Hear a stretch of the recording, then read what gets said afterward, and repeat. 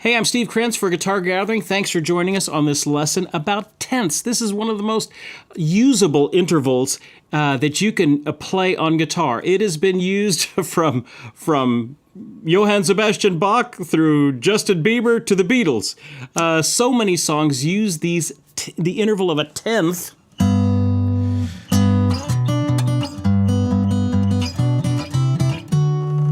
That's sort of an interval there. Let me just kind of open it up, play a little illustration of them.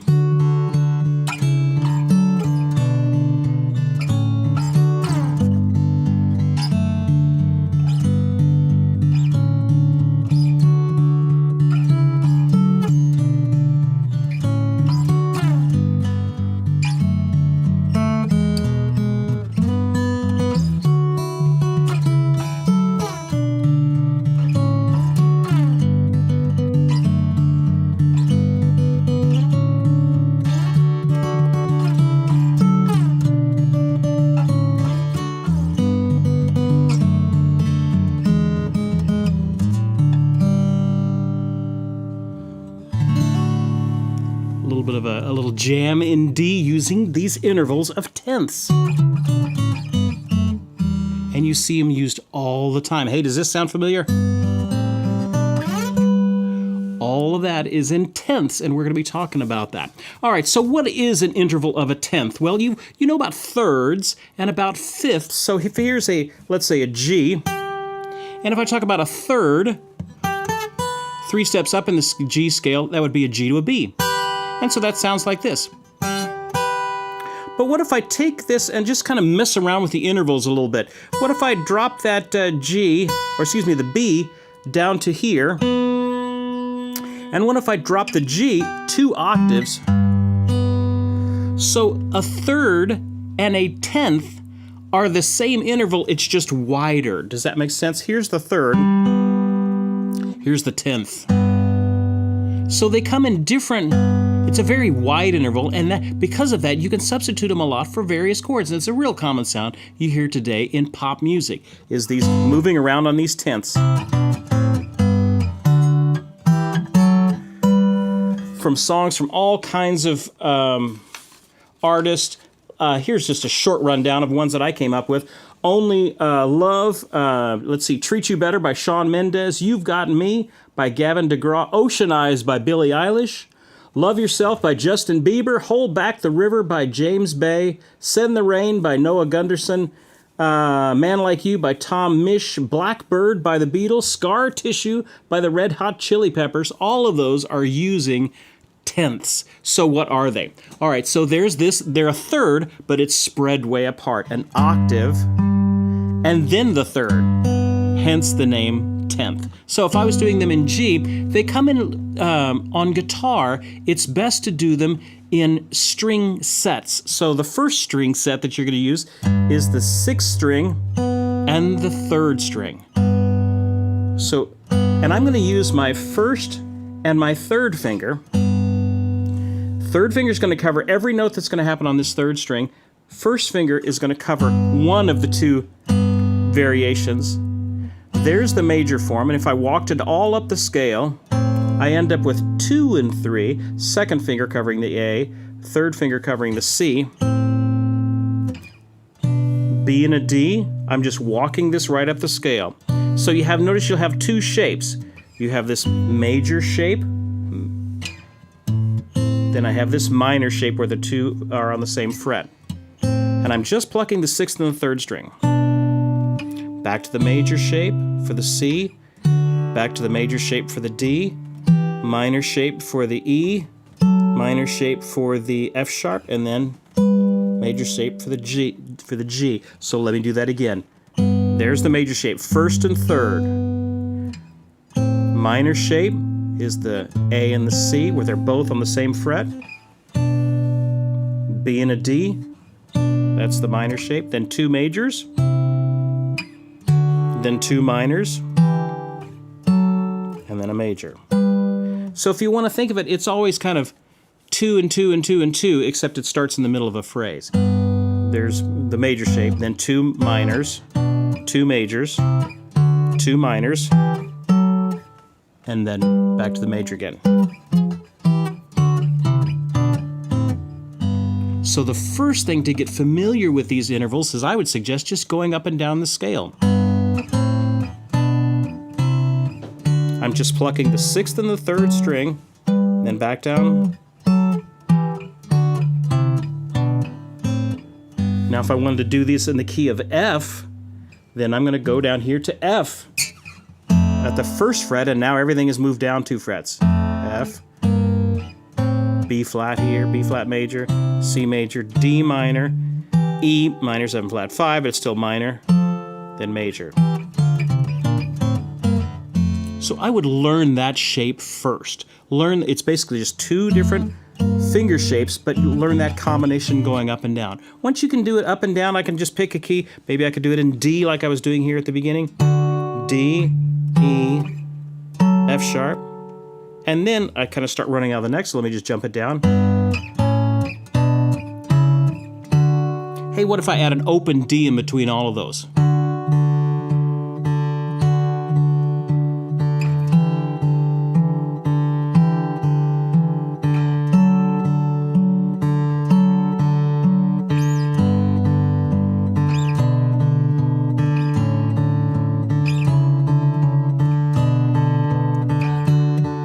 Doing them in thirds. Already getting some cool sounds. That's the shape for the 6th and 3rd string combination. So there's another combination that we can do that's on the 5th and the 2nd string. So let's say if I did these maybe here in the key of C. And here, now the pinky is going to cover the 2nd string, all of the 2nd string notes. And so I'm going to go 1st and pinky on the C and the E. Now I'm going to be walking up a C scale. I would do a 2nd finger and the pinky here on the D. This is the minor shape, 2nd finger and pinky there. There's the major shape with the fret in between. Major shape, minor shape, minor shape, major.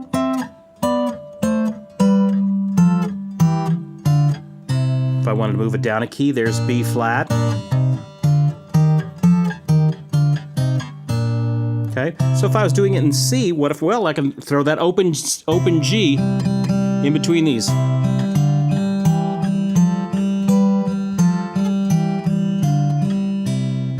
So the first hurdle in learning these is just learning those shapes going up and down. Now there's 3 different families. The first one on the 6th and 3rd string, the one on the 5th and 2nd, and then this last one, which is on the 4th string and the 1st string. So you notice all of these combinations have 2 strings in between each one of them. That's important. So let's do these. Oh, I don't know. We'll do them here in E. Now, these are the same fingerings as there were on the 5th and the... So these are actually the same as the ones on the 5th and 2nd.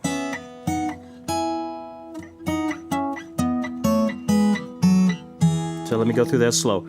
1st and 4th, 2nd and 4th, 3rd and 4th, that's minor. 1st and 4th, that's major. 1st and 4th, that's major. 2nd and 4th, that's minor. 2nd and 4th, that's minor. And then 1st and 4th, that is major. Then maybe I could do them in thirds, jump them down, add some open strings to them.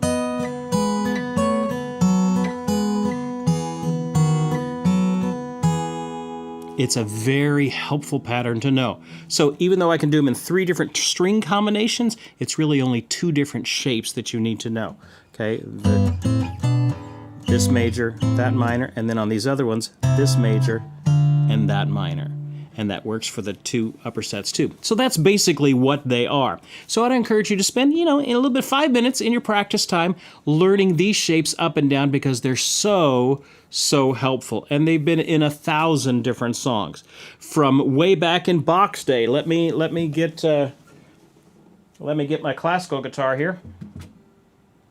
And back in between 1708 and 1717, Bach wrote Bouree, which I've got here, which is one of the most famous pieces on classical guitar, in the classical guitar repertoire. and it's from his Lute Suite number 1. Lute, an old instrument. I don't see many lutes around these days, but it's the precursor of the modern day guitar. So here's a little bit of Bouree. This is on my nylon string classical guitar. It's a little bit smaller body. The strings are nylon, the top 3 strings. And let me play a little bit of Bouree and see if you can listen for these tenths that are used in Bouree.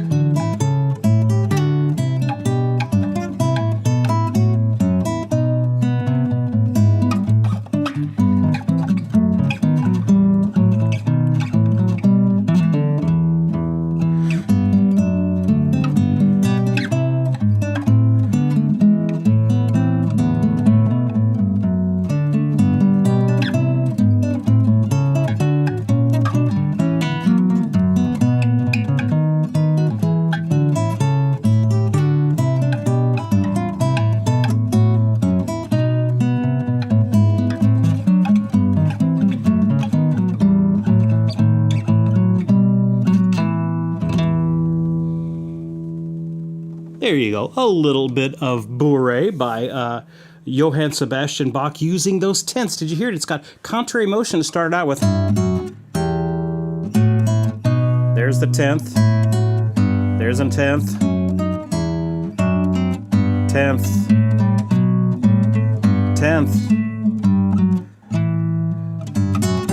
10th. All the way through there. 10th. 10th. 10th. 10th.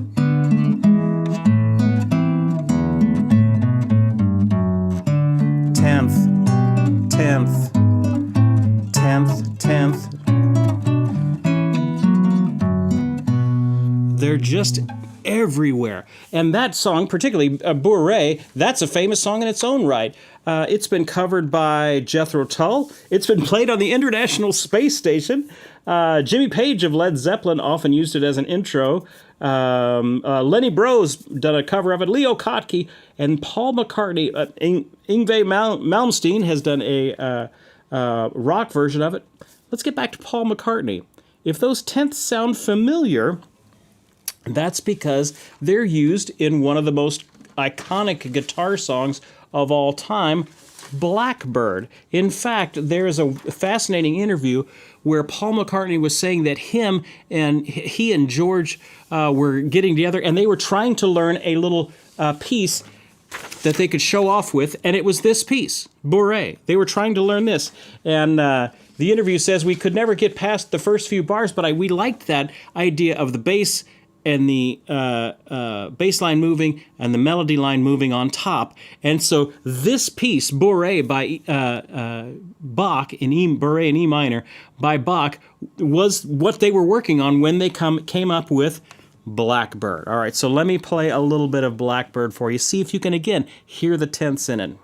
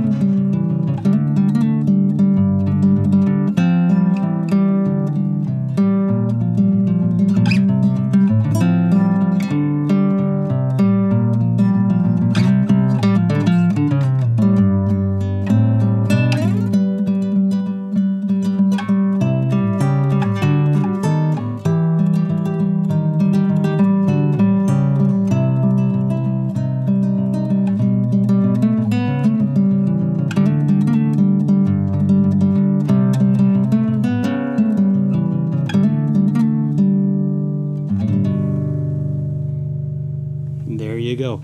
Can you hear the tenths right in that 10th, 10th, 10th, right up the scale? Now he's kind of mixing shapes along the way, but that's where you get that. And those are all tenths. One of the most helpful intervals that you can learn on guitar. There's so many songs that are built off of this, and you can substitute from chords. If you're looking for, you know, if you got a normal progression of a G, C, and a D in front of you, and you don't want to just go, which is what everybody else is doing, try a little bit of tenths.